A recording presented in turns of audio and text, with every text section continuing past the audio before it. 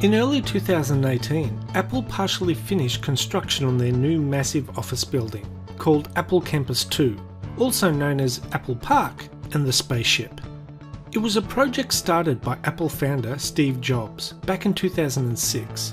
Jobs presented his plan for Apple Park to Cupertino City Council in 2011, months before he passed away. As Hewlett-Packard has been shrinking lately, they decided to sell that property and we bought it. And we've come up with a design that puts 12,000 people in one building. Cupertino approved it in October 2013 and construction started in late 2013. The land cost an estimated $160 million in 2011.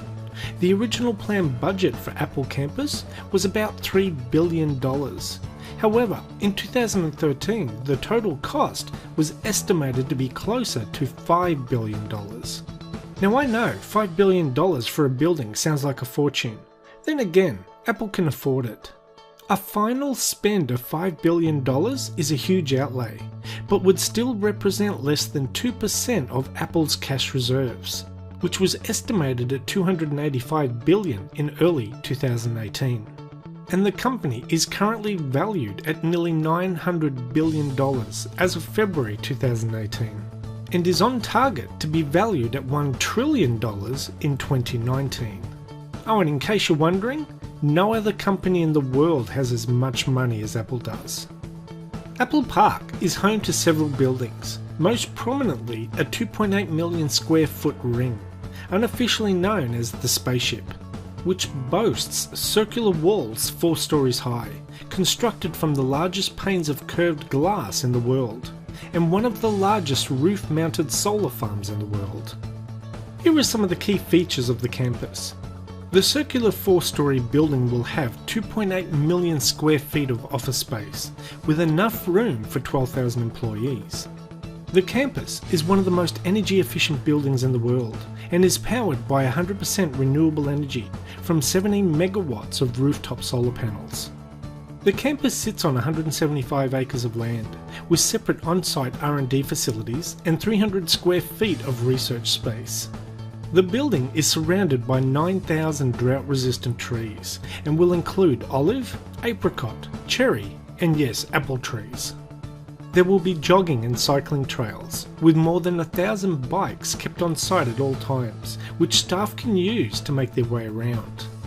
The building is clad entirely in the world's largest panels of curved glass, and has about 3,000 glass panels throughout the whole building.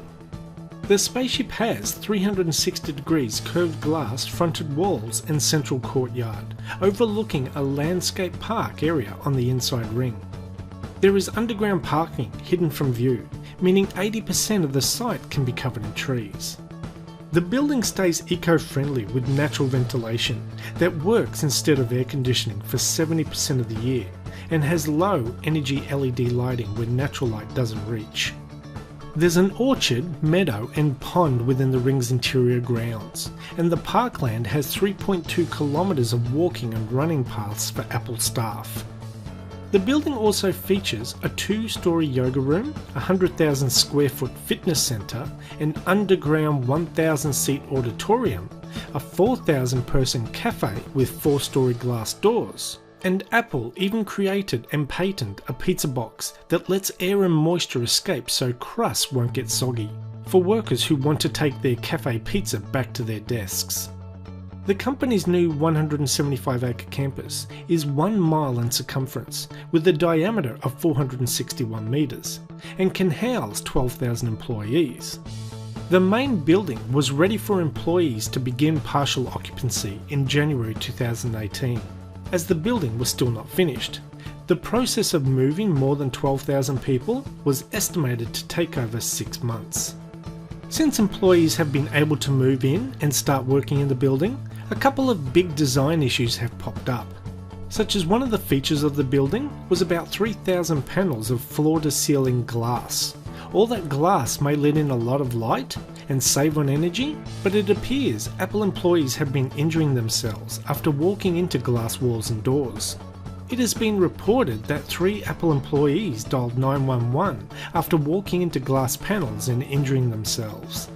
Another issue is, with so many employees working in one building, Apple opted to move away from individual offices to an open plan floor design. This open plan layout is used in much of the building, with most employees situated around large tables instead of separated into individual offices or cubicles. This layout is intended to promote collaboration, but it hasn't gone down well with everyone. Apple employees are unhappy and reluctant to accept the working conditions on the campus.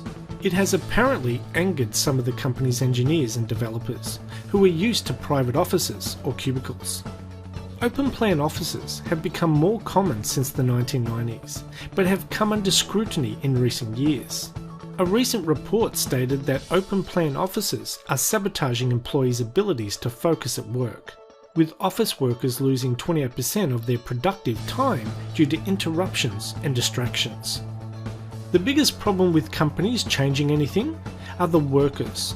People in general hate change and are reluctant to change, but I guess if you want to work for one of the biggest companies in the world, they best learn fast that change is a part of life, and you have to accept it.